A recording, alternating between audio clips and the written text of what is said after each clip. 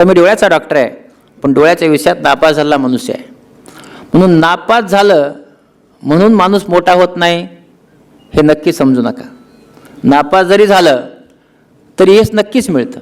दुसऱ्या वेळेस मी पास झालो आणि आता डोळ्याचा डॉक्टर आहे. आपल्याकडे इच्छाशक्ती असेल तर आपण यशस्वी होतोच, फक्त एकच वेळ लागतो आणि तो वेळ आपली द्यायची इच्छा, आपल्याकडे इच्छाशक्ती पाहिजे. प्रत्येक माणसाला संधी मिळतच असते, पण ही संधी कशी आहे? ही संधी तुमच्या घरावर येते, ती टकटक करते, परत जाते, पुन्हा टकटक करते, परत जाते, पुन्हा टकटक करते, परत जाते. जर तुम्ही दरवाजा काढला नाही तर ही संधी पुन्हा तुमच्याकडे येत नाही. दरवाजा काढणे म्हणजे काय? आपल्या मेंदूचं आवरण काढून आपल्या मेंदूला अभ्यासाला लावणे म्हणजे दरवाजा काढणे. पण आपलं काय झालं असतं? आपण तो दरवाजा उघडतच नाही. आपला दरवाजा बंद असतो का? एकदा घरी गेलं की घरी वायफाय असतो, मग तो वायफाय घ्यायचा, बाजूला जायचं आणि जे कसल्याच कामाचे नाहीत अशा मित्रांना व्हॉट्सअप करत राहायचं. मला सांगा, मित्रांना व्हॉट्सअप केल्यानंतर झालेले फायदे एक जणांनी उठून सांगावे मला. आहेत का काही फायदे? काहीच नाही. वेळ वाया, टाईम वाया, सगळं व्यर्थ आणि पुन्हा शेवटी भांडणं. जेवत असताना मी पाहिलं की काही श्रीमंताची मुलं आपली चपाती असते ना, पोळी, तिच्या कडा काढून टाकायच्या आणि मधलीच पोळी खायची. मला असं का करता? म्हणजे खूप कडक आहे, आम्ही खात नाही ते.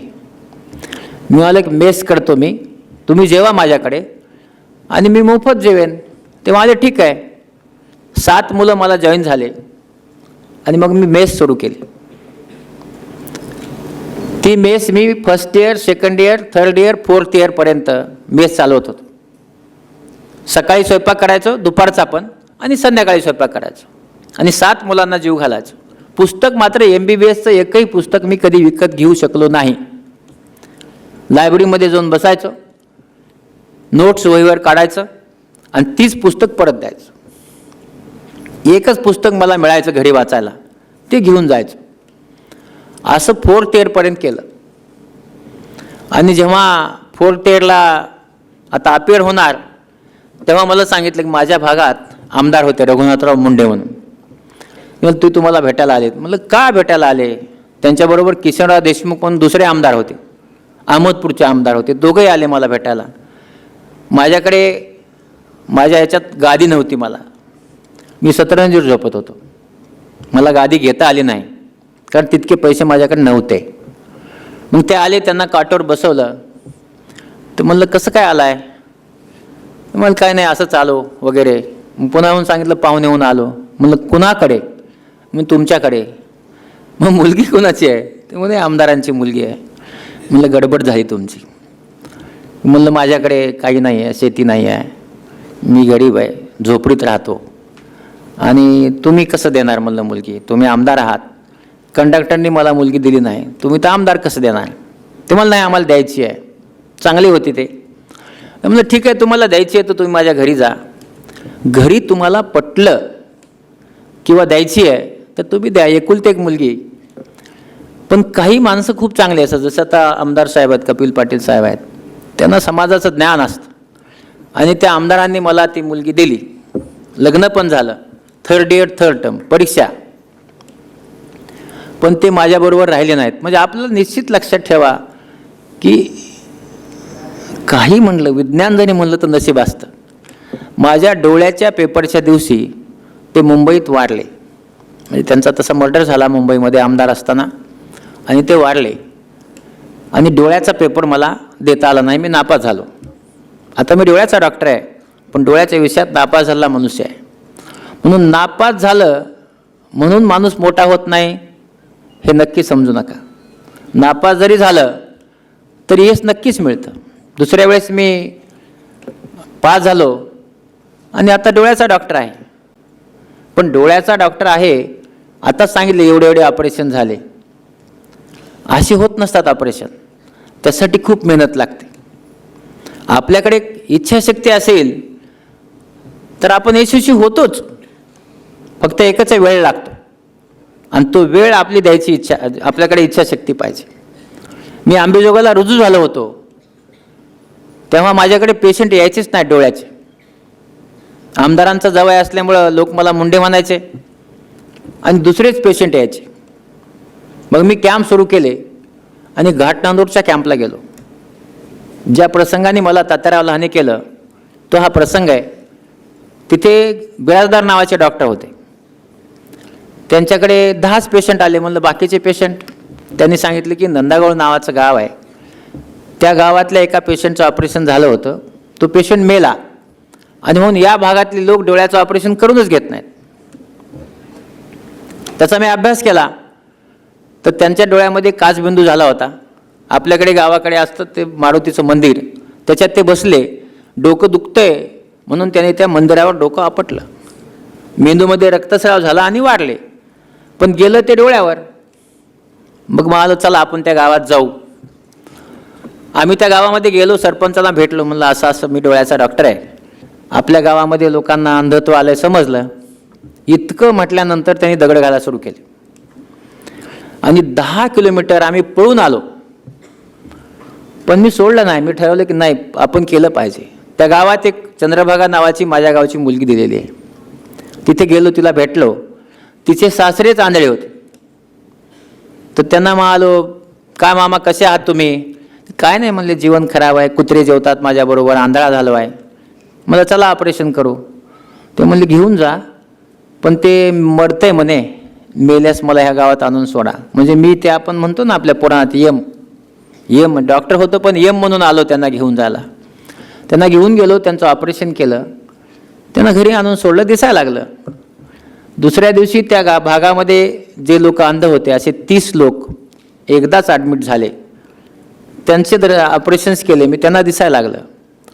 आणि त्यानंतर लोक समजायला लागले की हा चांगला डोळ्याचा डॉक्टर आहे. पण मेहनत लागते, दगडं खावी लागतात माणसाला. ते खाल्लं तरच मग यश येतं, असं यश येत नाही. आणि म्हणून आपला यशस्वी व्हायचं असेल तर त्याच्यासाठी मेहनत खूप महत्त्वाची असते, हार्डवर्क. आता हार्डवर्क म्हणजे काय, त्याचं एक एक्झाम्पल सांगतो तुम्हाला. तुम्हाला फिजिक्स आहे का? नेसंट ऑक्सिजन आहे, कळतो? दुर्डी माहीत आहे का? दुर्डी, waste paper basket in your language, माहीत आहे ना? तिला छिद्र असतात बघा, आहे ना? त्या दुर्डीमध्ये छिद्र असतात सगळे. आपण त्याच्यामध्ये कधी पोळ्या वगैरे ठेवतो, पाहिली आहे दुर्डी? तर एका इंजिनिअरिंग कॉलेजमध्ये असेच पलीकडचे शिक्षक आहेत ना बसलेले, तुमचे कीर्तनकार, चांगले शिक्षक, ते इंजिनिअरिंग कॉलेजमध्ये होते. त्यांनी सगळे विद्यार्थी बोलावून घेतले आणि त्यांनी ती छिद्र असलेली दुर्डी त्यांच्या हातात दिली आणि सांगितलं त्या नदीचं पाणी भरून घेऊन या दुर्डीमध्ये. तर सर्व मुळे म्हणाले काय शिक्षक, म्हणजे ते कीर्तन करून वेडा झाला असं काही तर झाल्यासारखं झालं. मग कसं काय येईल दुर्डीमध्ये पाणी? मग ते गेले, काय झालं, त्यांनी सांगितलं की याच्यामध्ये काही टाकायचं नाही, न टाकता घेऊन यायचं. म्हणजे प्लॅस्टिक टाकू नका, काही टाकू नका, पण दुर्डी भरून घेऊन या. मग ते गेले घ्यायला. मग थोड्या वेळाने काही नाही, दुर्डी बोडून बघितली, वर पाणी येत नाही मध्ये. पुन्हा काही जणांनी बघितली, पाणी येत नाही मध्ये. मग काय थोड्या वेळाने आले, 2 तासाने आले, 3 तासाने आले. सकाळी 9ला सांगितलं होतं, म्हणले 5:30ला भेटू आपण. मग 5:15 वाजता हे गेले तिथे. ते म्हणाले आले का सगळे? ते म्हणले आले सर. आणलं का पाणी कोणी? नाही म्हणले सर. कसं पाणी येणार? छिद्र असले दुर्डीला कधी पाणी येत असतं का? येऊ शकत नाही. मग म्हणाले मोजा. तर 99 होते. म्हणले 1 नाही आहे सर, पळून गेला असेल म्हणे तो घरी, तू कसा येणार? तर ठीक आहे, माझा 5:30चा वेळ आहे, आपण पाहूया म्हणले. आणि मग 5:30 वाजता ते तिथे गेले. तर एक विद्यार्थी त्यांचा दूरवरून दुर्डीमध्ये पाणी घेऊन येत होता भरून. मग ते पाणी आणल्यानंतर ते दुर्डीतलं भरलेलं पाणी पोरामागे नाही प्लॅस्टिक टाकलं असेल. ते जेव्हा जवळ आला तेव्हा त्याने दाखवली दुर्डीत प्लॅस्टिक नव्हतं, पण दुर्डी भरून पाणी त्याने आणलं होतं. मी कसं आलं? विज्ञान सांगतो. विज्ञान असं आहे की आपण जेव्हा ही दुर्डी आत बुडवता आणि वर काढता तर दोघांचा संगम जिथे होतो, हवेचा आणि पाणी खाली पडते त्याचा, त्यावेळेस नेसंट ऑक्सिजन तयार होतो फ्रिक्शनने. तो नेसंट ऑक्सिजन त्याच्या लाकडं आहेत त्याचे, त्या लाकडामध्ये घुसतो. लाकूड जेव्हा पाण्यात भिजतं ना तेव्हा ते सुचतं ना, मोठं होतं ना, तसा ते भिजतो. आणि मग पुन्हा आपण मध्ये घालून पुन्हा उचललं, फक्त आतच टाकून देवला होत नाही, लाकूड कुजून जातं. पण ते लाकूड आत वर आत वर असं जर 1,00,000 वेळा, किती 1,00,000 वेळा दुर्डी भरून ती जर वर उचलली आणि पुन्हा बुडवली तर त्याच्यामध्ये येणारा नेसंट ऑक्सिजन हा त्या लाकडांना फुगवतो आणि जे छिद्र आहेत त्याचे छिद्र बुजवतो. आणि एकदा छिद्र बुजले, सकाळी 9 वाजल्यापासून संध्याकाळी 5:15 वाजेपर्यंत न जेवण करता, कारण मध्ये थांबलं की पुन्हा नेसंट ऑक्सिजन कमी होऊन जातो आणि पुन्हा छिद्रे मोठे होतात. न थांबता सकाळी 9 ते संध्याकाळी 5:15 म्हणजे किती तास झाले? 8.25 तास ती दुर्डी म्हणजे मध्ये घालायची, पाण्यात उचलायची, मध्ये घालायची, उचलायची, हळूहळू भरत येते. थोडी थोडी भरत पूर्ण भरते. आणि ती जेव्हा 1,00,000 वेळा खालीवर होईल पाण्याच्या, तेव्हा ती दुर्डी पाण्याने भरता येते, मध्ये प्लॅस्टिक न टाकता. तर असं करून एवढी दिवसभर मेहनत करून, दोन्ही गोष्टी आहेत, इंटेलिजन्स आहे आणि मेहनती आहे, हुशारी आहे आणि मेहनती आहे, हे करून त्या विद्यार्थ्यांनी ती दुर्डी भरून आणली होती. का? शिक्षक सांगतं ते बरोबर असलंच पाहिजे असं त्या विद्यार्थ्याला वाटत होतं. म्हणजे कुठंतरी आपलं चुकतंय, शिक्षकाचं नाही. म्हणून शिक्षकावर विश्वास असणं गरजेचं आहे. तो विश्वास, हुशारी आणि काम करण्याची तयारी, हार्डवर्क हे केल्यामुळे ती दुर्डीभर पाणी आलं होतं. आणि त्या माणसाचं नाव, त्या मुलाचं नाव होतं APJ अब्दुल कलाम. पुढे चालून ते एवढे मोठे सायंटिस्ट झाले, भारत देशाचे प्रेसिडेंट झाले.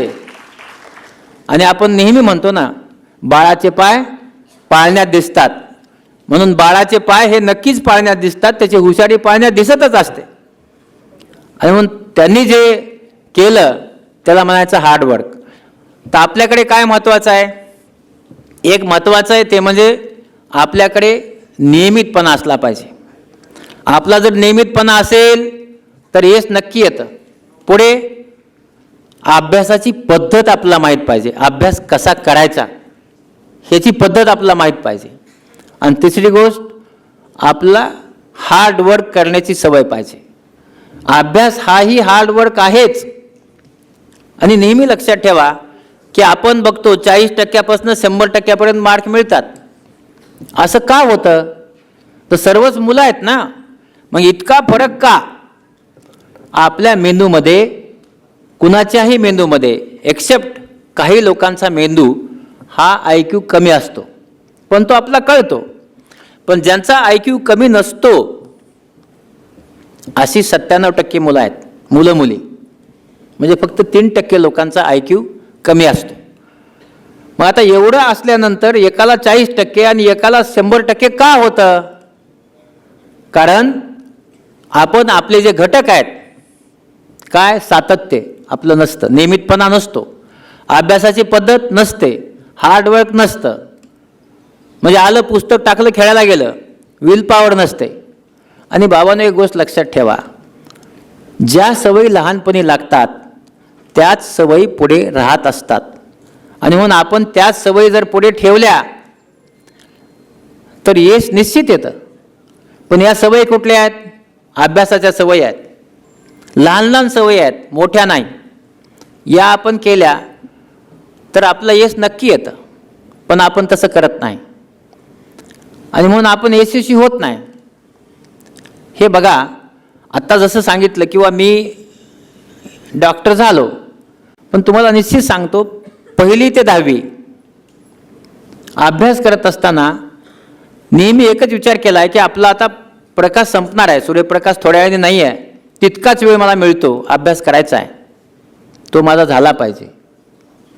आणि तो जर झाला अभ्यास, पुन्हा संध्याकाळी अभ्यास नाही करू शकत मी. आणि म्हणून रोज अभ्यासाकडे लक्ष देणे, अभ्यास करणे 10वीपर्यंत. PUC फर्स्ट इयरला सर्वच होते, सर्व सोयी होत्या मला. पण सोयी नसतानाही अभ्यास आपण करू शकतो. मुंबईमध्ये तर तसं काहीच नाही आहे. पण मुंबईमध्ये खूप मोठे अट्रॅक्शन्स आहेत बाकीचे.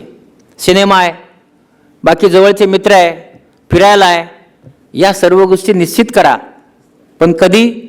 आधी यश घ्या, यश मिळवा. म्हणजे काय, इंजिनियर व्हा, डॉक्टर व्हा, चित्रकार व्हा, जे काही व्हायचं आहे अगोदर व्हा.